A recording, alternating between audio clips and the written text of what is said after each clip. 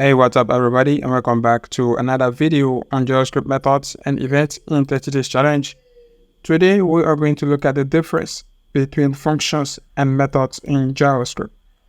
Well, basically, the terms function and method are often used interchangeably, but there is a subtle difference based on how they are invoked and their context within the language. Well, let's look at function and some examples in order to understand how function works.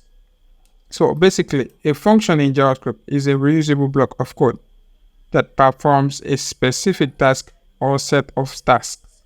So it can be defined using the function keyword, just like the one we are seeing right here, or using an arrow function, just like the one we have right here. So here's a quick example for you. We have our function keyword, and then we give it a name. So inside the parentheses, you can have many parameters right here, as many as you want. And inside the code block, you can actually return any functionality you want, okay? So we need to invoke that function for us to get any result from this function.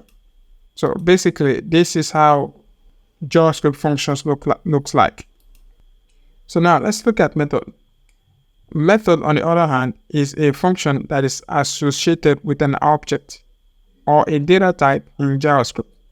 So methods are properties of objects and they are called using the dot notation on an object. And in addition, methods are invoked on instances of objects and act upon the data or properties of that object. So here is a quick example. We have a variable called myObject.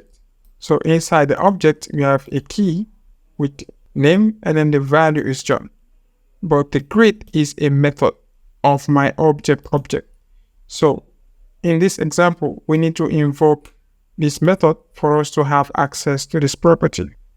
So in summary, while both functions and methods are pieces of reusable code in JavaScript, the term method is often used to refer to functions that are associated with objects.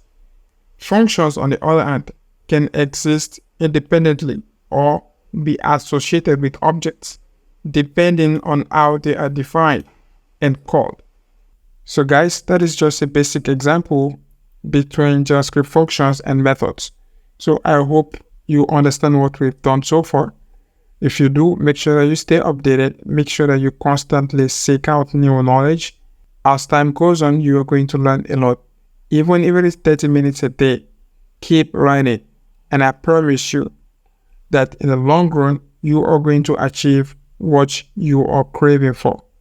So guys, that's the tutorial for today. I hope you find it helpful. If you do, make sure that you smash that like button and stay updated.